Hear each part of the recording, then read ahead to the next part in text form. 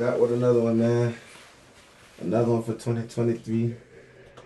Y'all never seen him before, so this is new to y'all. You know what I'm saying? We coming in with heat for the new year.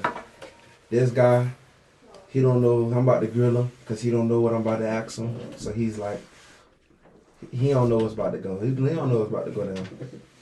So go ahead and introduce yourself, man. Hey man, my name is Ladro Cartel. I'm from West Orlando. I'm from Enidville, really. Okay, then. How you doing today? How you feeling? Cool, man. I'm feeling good, man. My boy Drip Titian hooked me up with the drip, so. Okay, then shout out to that. Well, I wish I had my custom hat. drip embroideries, you know what I'm saying? Yeah, I wish I had my hat. Normally I wear my hat, but I ain't wearing my hat today, so it's so sad. It's so sad. So, give us a little insight on your upbringing. Tell us a little bit about yourself, man. Bro, so I'm 30. Oh wow. Yeah, I'm from Enidville. Yeah, look, he's like, for real, stop playing. How old you thought I was back then? Like, at least 19, something like that, 20, man, 21. Yeah. Bro, I'm 30. So I came up Eatonville, like West Orlando.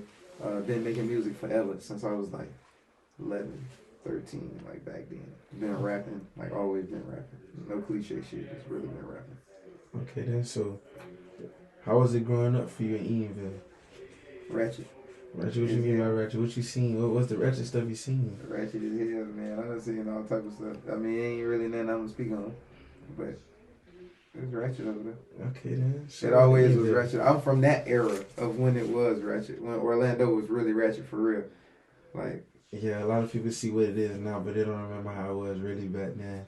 Like how Orlando was really like that for real. yeah, like that. We done turned down a lot. Yeah, man, without the guns. Like, Orlando was like that, like, pull up at the park, catch you at the park. Most definitely. Like, oh, yeah, where you from? Okay, catch you at the park. Yeah, it's going down. Like, yeah. Nobody dying, though. Everybody making their own. We're going to talk about it later in school. Mm-hmm. Well, definitely. You heard about that. I ain't gonna lie. That's some real stuff. So, what type of music was you making back then? Or what got you into music, per se? I listen to everything. I'm like, big on the hip-hop culture. I listen to everything, rap, R&B, oldies, like real spill. I be riding around in my car listening to like Bobby Womack and Luther Vandross. Like I be chilling. 94.5, baby. Okay, shout out 94.5. So, does that influence your music? Like that type of style of music that you be listening to, does that help influence what you make? Yeah, I say I'm not heavily, but I'm influenced most of the time by like the stuff I listen to. Because if I listen to like some J. Cole and get deep, I'll be wanting to make some hip hop style type shit. If I listen to like some R&B, I'll be wanting to make like some slower melodic vibe. You know what I'm saying? If I listen to some ratchet, man, if I'm sliding around the baby 21 Savage, you know what I'm saying? Like just going in hardcore, then I'm probably gonna make some like more faster action packed. Yeah. So, I want to get into this because this is something that I've seen for myself. You're very outspoken. Because I seen you at the event, the Sunbiz event, and they was asking people to ask questions. So you asked like you asked them a question, and you was like, you asked them something about like getting signed and not getting signed, and then you told like the crowd like, hey, like you don't need to get signed. So you don't need them, yeah. Yeah.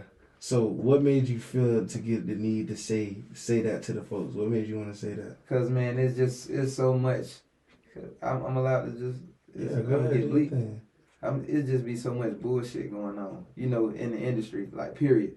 And people don't be knowing what faction they are a part of in the whole grand scheme of things. You know what I'm saying? And that's understandable because everybody got to get money. So whatever your hustle is, your hustle is. If you you know, if you 45 and you a part of the hip hop culture just to, you know, throw something and make people pay to come listen to your thoughts, your views, your opinion on what you feel like they need to do to get in your good graces so that you can make their life better with a rap deal. Or what, you know what I'm saying? Or something like that. Like, that seemed kind of like, you know, to me, because I feel like what you should be doing is telling that person what they need to do. The skills that you that you could teach me should send me on my own path, and I shouldn't need a deal from you if you really who you say you is. You get what I'm saying? Yeah. So that's what I was trying to tell the people. Like, bro, look at you. Look at yourself. Be your own billboard. When you pull up, wear your own stuff. You know, when you come, bring your own music. Bring something for the DJ. Bring something for everybody in the room. Like, be that person. Don't rely on the thoughts, views, and opinions of somebody sitting on a stage with a mic in their hand. And, you know, they did a couple big records. Like, yeah, that's cool. Like, everybody get their 15 minutes. Like, you can get yours too if you put all your time and focus and effort on yourself, you know, other than, like, waiting on somebody else to give you that, what is it, gratification? Self-gratification. Like, you waiting on them to reassure you that you're a dope artist. My partner be telling me BMO from X Line Denim. That's my fashion designer. I'm a brand ambassador for X Line Denim. But shout out to them. They need to give me some shout out merch. X Line, man. Yeah, man, we gotta get the size. But BMO be telling me, bro, like, you already Michael Jackson. You just gotta show the world you can moonwalk. You know what I'm saying? That. That's what Shawty be telling my manager, like, man, he already Michael Jackson. We just gotta show the world he can moonwalk. Like, that's hard. That simple.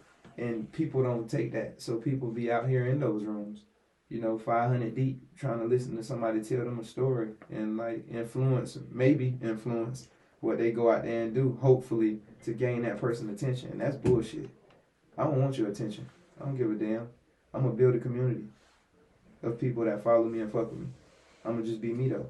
So if I got to do something specific to get in your good graces, I might not need that. If it happened and just so happened to play out that way, maybe that's a good thing that I had to be. I became, you know, good enough to get in your good graces. But if not, like, I ain't something I'm necessarily trying to work to do, you know, just because you're on a platform sitting up there telling me something. I'm going to ask a question by all means. If you can answer that and give me some wisdom I didn't have about the music industry, I'm all with that. You know what I'm saying? But to say that, you know, this how you get a record deal, this how you get that, don't nobody know that shit. Because if they knew how to make hits, everybody would be Scott Storch. Not just Scott. You know what I'm saying? Everybody be Storch, man. Everybody be Jay-Z. It ain't but, what, a couple hundred of them, though? Like, how many black billionaires are there? Not a lot. Not a lot. 10, 8. So, 8. why pump fake? You know what I'm saying? Yeah. If it was that easy to do it, everybody would do it. So don't just sit up there and tell me some shit like it's gonna work, guaranteed. Half those like methods that they be coming up with be like premature shit that they ain't even like fully experienced or came up with a real system or a method for it. They just telling you that that's what works because they seen another artist do it. But that don't mean it's law. You just gotta go out there, build you a fan base, be working hard as you can. Everywhere you go, be a walking billboard. That shit I told them was true. It's what worked for me, at least. So, question, because everybody says building a fan base. For those who coming out, they don't know. So how do you build that fan base, build a buzz towards your name to get you out there? So you won't need a label. You won't need that battery pack. You can do it on your own. How do you build that? What they say, you won't need that battery pack, okay? Okay, because it is a battery pack, though, for sure. Juice you up. I mean, go everywhere you see people that want to follow. Like, all the events you go to anyways as a consumer, it's a bunch of people who follow people. Like, try to be on the scene anywhere, like you can. All those open mics, take those. Like, all of those, walking in the building, there's just 12 people there, 14 people, 80 people, walk in there. No matter how many people there. Get on the bill. If you got to pay to get on the bill, just make sure it's with an artist that's in your niche. Try to find out who mess with you. Put as much stuff as you can out there. Let a bunch of people listen and try to figure out who they are and where they are, the people that's messing with you the most.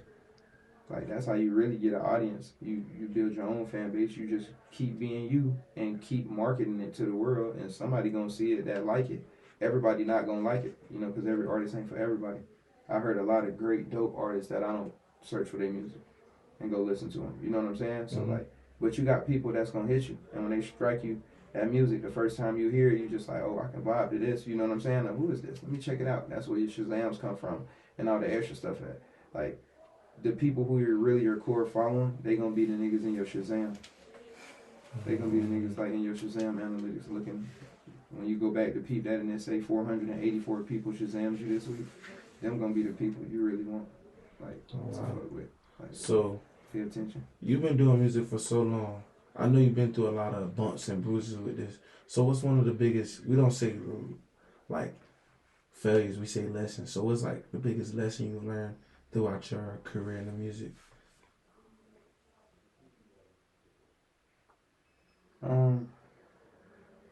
Shit, don't think. I mean, directly related to that, don't think that buying features is like the way out. Buying a feature from a nigga ain't gonna make your career successful. You know, features under certain circumstances work. You know, work really, really well. But don't think just because some said person is famous that, oh, I'm just gonna go grab a feature from them and I'm a bubble. Like, I'm gonna have 600,000 followers next month. It don't happen like that. Mm-hmm. So that's kind of like my biggest, like. So, how you went out of the city for a while? Cause I just found out about you like recently. Mm-hmm. So where did you go? What was you doing in the midst of not being around here? We was everywhere, bro. We was in Lauderdale. We was in Miami. I did a little tour with my boy, with my guys, the Dropack family, and Young Scholar, and Alabama. Then I did Dallas with my bro, Two Live Bots. I've been shit. I ain't gonna lie, bro. I was just taking myself on some tours, following the data. Wherever it said the most people was like watching my YouTube videos. Like Alabama was big on that like last year, so we went to Alabama. Dallas was big on that. Like we had like 13,000 views from Dallas, like that concentrated area. So we went there. You know what I'm saying? We just pick places that be fucking with us, and we go there to try to build a bigger fan base. Okay then. So what's something other hobby that you have other than music that you do to keep yourself sane in this crazy world we live in? Well, I throw festivals. Droville. Talk to us about your festivals. Droville music. I like how you did that. That was dope. Droville. So talk to us about the Droville Festival. So Droville Music Fest is arts and music festival that we throwing, and it's got live music, live bands. We got a guy up there with the keys, a guy with the bass, all of that on stage live, like playing for you. We got a DJ as well. I ain't gonna zero in on exactly who it is yet, cause like, you know, we got a couple people like so. We got some food trucks, live art, people painting, making murals on stage, like while the artists performing. It's gonna be pretty lit. Merch. So you get to get all that X line you was asking about. All that drip tissue, all that drip gonna be there, man. That drip and that line gonna be there. So okay then. You know, it's gonna be a Dropack table. How you got into doing festivals? Cause that's a big deal. A lot of people can't. You do that. Shout out Lil TJ, man. My dog. First time I did something festival style was with Lil Bro. And I did a tour with him here in Orlando, the Destined to Win tour. Oh wow. Yeah, and that shit was pretty lit. So how was it working with him and being around him and seeing how he works? Oh, it was dope. His camp moved the way they supposed to. Like, it was definitely lit. His management, like, made sure shit pop. His management actually is the person who pulled me and, like, ended up making me meet Lil Bro, holler at him, you know, go vibe with Lil Bro. Because how we was rocking. But them boys got a crazy stage presence. He the first, like, kid I ever seen throw, 10 water bottles back to back on the crowd that was so willingly, like, inviting. Like, yeah, they was turned. They was turned to Lil Bro. Yeah, for real. Holy water. So, like, just watching Lil Bro from the merch and everything they had going on, like, that's why I say his management. That's why I commented that his management was kind of, like, dope with the way they run shit. Because he had a table set up, and we talking about a couple thousand people in here. Like, shut the fairgrounds down. It was pretty lit. Merch table, hoodies, like exclusive little jackets, members only shit. Like, bro had his thing going over there. I had a Dropack table as well for my brand, and like it did surprisingly well that night. Oh, wow. And I thought that because they told me that that's how they were coming, and then I decided to like make sure I had that stuff for myself as an artist. It worked out way better than if had I just pulled up, with a pound bag. Even though I brought Lil TJ a pound bag with his face on it. Like, I brought him his own custom Lil TJ pack. You feel me? But it worked out a little bit better, doing it like that. So, what's next for you in this coming year other than the festivals and music? What else you trying to work on? What is you doing to build the brand even bigger than what it already is? I'm scaling, man. Just in life, period. I'm scaling, trying to get bigger. Trying to get better at what I started off doing. All the ideas. I work for myself. I'm my own company. So. What'd you do? I brain curate. Oh. Yeah. So like I help people with their branding. I help people with their branding. Like if you have a brand that you're building and you need, help with, I can do that. How did you learn? You went to school? I went to college for like a year before I got locked back up, bruh, for marketing. Oh, I went to school for marketing too. Yeah, I went to Seminole State. Okay. Yeah. I went to Orange Tech. Orange Tech taught me more about the marketing and all that stuff. So, Yeah, what did you pick up? E-commerce Mhm. courses. Yeah. So, what did you learn from that? From that course and what they taught you, and so that you hold with you to this day. Honestly, like looking into what the consumer wants versus like what you want to market to somebody.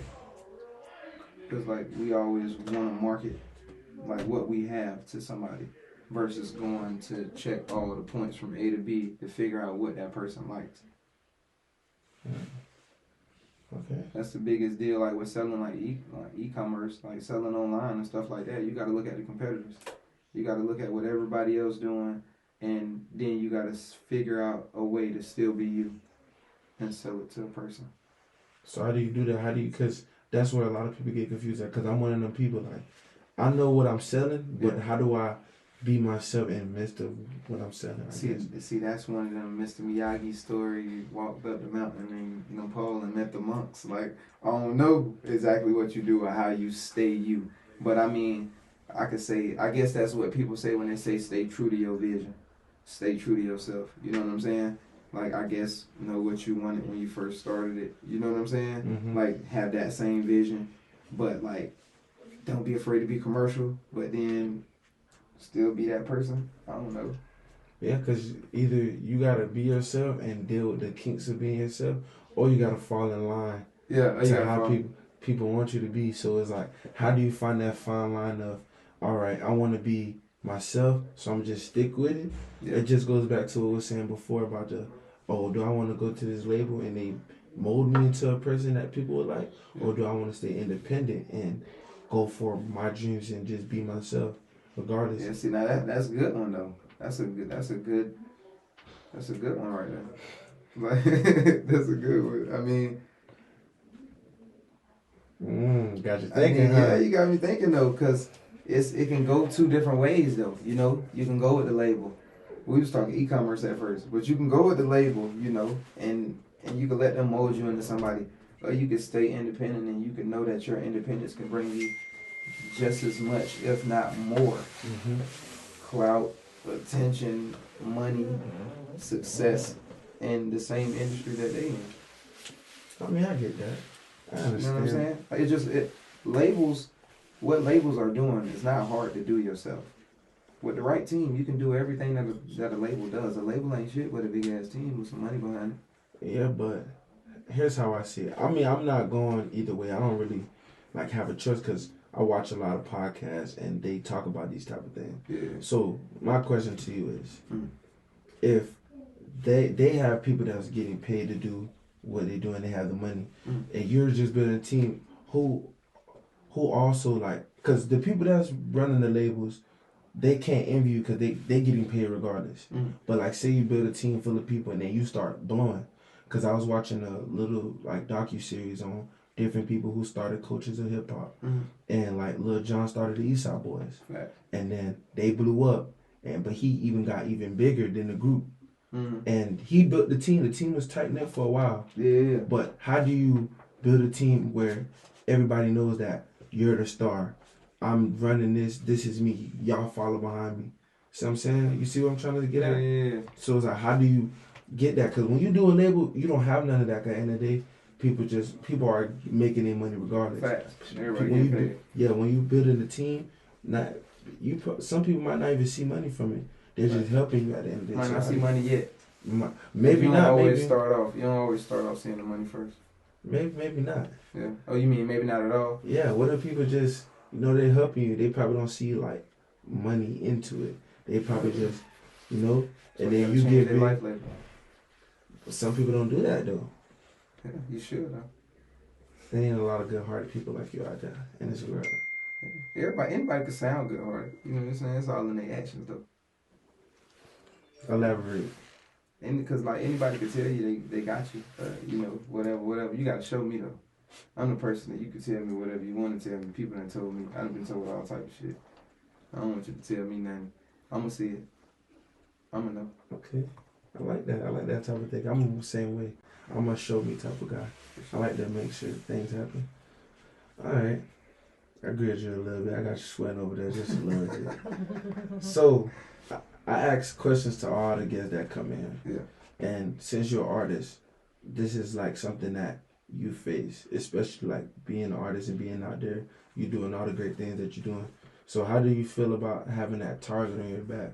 Like they saying artists having targets on their back because they got all the money, they got people around them, stuff like that. Especially with all the deaths that happened last year. Yeah, ain't gonna lie, that was crazy. One time for them boys. Honestly, like, bruh, Boosie said that shit the best. That's the only thing I agree with people saying on Vlad, cause I ain't with that shit. But like what he said was the best, like the best example of what the industry is. He like, bruh, the rap industry is the most dangerous job on earth. Like it's one of them. You know what I'm saying? I'm pretty sure stuff like working with alligators, you know, all type of shit. That's a little worse. But you know, working as an artist, bruh, like you don't even have to be that made it, and you still can get that envy, that hate. Well, definitely. You know, that a part of that culture that we don't talk about a lot. You know, they emphasize it like and make it big. You know, when somebody get killed, but it's stuff that go on beyond that be going on in the background. So like, honestly, to keep that target out, like to deal with having that target, I'm a good person though to the people around me, so I don't really have no bad blood with nobody. I don't really have to look over my shoulder like that. You know what I'm saying? But I'm always on point though. So. Most definitely. Cause I'm from the west side, so you know what I'm saying. You know how we came up as just second nature, but like, hey, it is what it is. That's what you choose. That's what it come with. Okay, I feel that. So, if you could be in any movie or TV show, what would it be and why? I don't know. It's one of them films with Denzel. Which film though? He got a lot of them. Put me in Training Day. Why Training Day? I would have wanted to be one of the bad guys in the. What you'd have been doing? You'd have been one of his like ratchet something I wasn't supposed to be doing in the real world. I don't know, man. Honestly, I just felt like I could have been one of the heist guys. I like that. When they was setting up, you know, that shit was lit. I like that. I'm just being honest though. You feel me? If I had to think about a movie off rip, it would be something like that. American Gangster. I like American Gangster. Let's keep it at American Gangster. That's a good choice. Let's keep it at what you would be doing American Gangster though? I'd be calling my cousin, telling them I need 2,000. Okay, I like that. On the plane. Be telling them that's $20,000 alpaca. You don't rub that shit. You block that shit. I'd be telling them that. I like that. That's viral on TikTok right now. That's what. For real? Yeah, it's like that's crazy, bro. It's like one of his like famous things, so people just make memes out of it and stuff like that. So I was like, yeah. See, don't nobody talk to me no more. Talk to Huey. Yeah. And never on the phone. All right, got it. That's a great movie. One of his best movies. I'm a Man on Fire type of guy though. Yeah. I don't know if you ever watched Man on Fire. Yeah, man. What was that? That's when that's when the girl gets taken and he has to find a way to save her because they snatched her from him, so he felt kind of bad. Oh, he was the bodyguard for the parents who was rich in Colombia. Yeah. Oh well, yeah. No, I remember that. Yeah, that was lit. And he was flipping the bullet in his hand. In the room, he didn't go to sleep. That's all you think about. Yeah, I'm a '90s VHS baby. Yeah. So, but I'm into all the old movies like New Jack City. Don't Be a Menace 2. Like all those movies, I got them sitting in my room right now. They got a Don't Be a Menace 2? That's what it's called. No, it's like Menace to Menace to Society. I'm tripping. Okay. I'm tripping. That's me. Okay. Yeah, Menace to Society. I'm about to be like, what? Oh, yeah. I thought you were saying don't be a menace. Don't get caught drinking your. Don't be a menace while drinking juice in the hood. That's part 2. That's the. Nah, not that one. Not that one. Menace to Society. That's what I'm into. And Boys in the Hood. All the movies. Those like something I enjoyed. Even though I wasn't here when it was out. Yeah. You know, something I enjoyed. So. If you got 5 dinner guests, dead or alive, who would they be and why? It could be anybody. 5 dinner guests? Yeah. If you could set up a dinner reservation, 5 dinner guests, dead or alive, who would they be? All right. If I don't got to trade $1 million, Jay-Z. I take it. Everybody, Little big my fans cousin asked asked me that. trading Yeah. that $1 million for Jay. But JLB won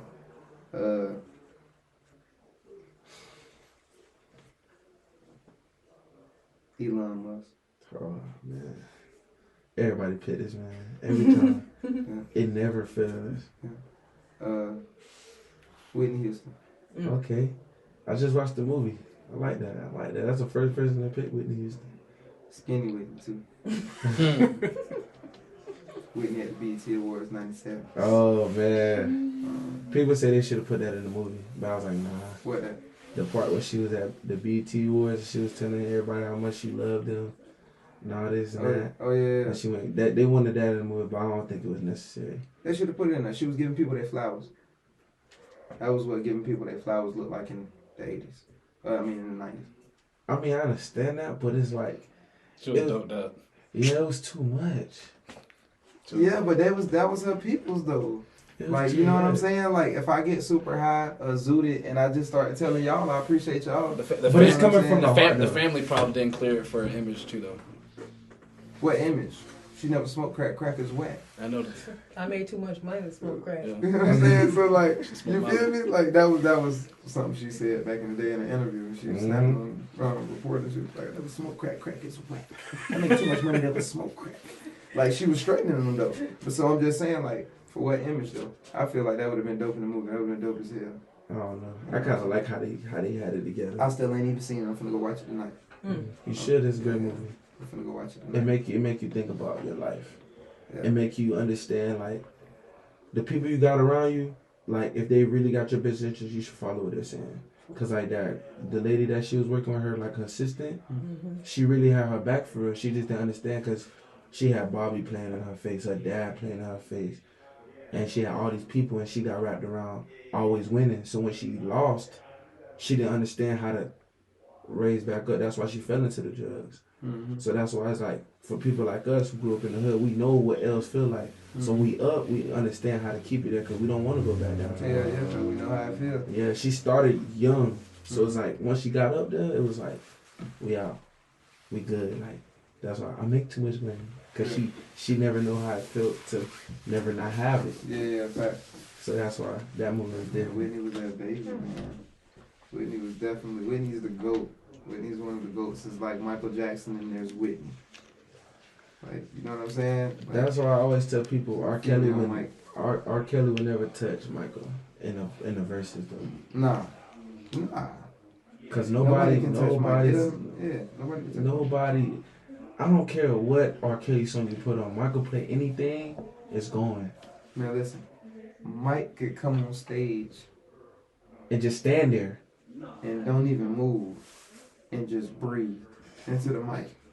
And bitches will be dropping in the Left crowd. and right. And you'll see the ambulance like lit up, like rushing people to get on the ambulance. Like they'll be fainted, head hit the sidewalk, like sleep out there in the crowd. I'm talking about we talking about hundreds of people out of hundreds of thousands of people in the crowd. Like, man, come on, man. Mike is different. Nobody's done what Michael Jackson has done in the music industry. Ain't nobody done what Mike has done. That's when, hey, I tell people all the time. Prince one of them too, ain't gonna lie. I love Prince. Yeah, Prince used to have him doing that similar style stuff happening. But Mike off the chain. Okay then. So tell the people, give the people love, what you got going on, give them shout your stuff out, all that good stuff, man. Hey man, say man, it's Ladro. Droville, February 25th, man. It's gonna be the biggest festival to hit Orlando. Y'all pop out, biggest music festival to hit Orlando. We got live music, live bands. We got a bonfire, some s'mores for y'all. If you smokers, it's smoke friendly. You know what I'm saying? You're gonna be able to get your puff on. And we also got food vendors, like food trucks and dope food sources, man. Like from some really, really, really dope food vendors that I trust. Okay then. Man, that closes this podcast. Shout out my boy for coming through. This was a big one for me. Y'all like, comment, subscribe, going up. Oh yeah. We lit. Yo, it's your boy Nate, man. The hottest podcast out right now. What We're All Thinking podcast. Man, y'all need to go like, comment, subscribe for real, man. This podcast going up. We got bangers on the way. A lot of bangers, man. Y'all go view them last 2 episodes, man. Y'all really vibe with me. And we out.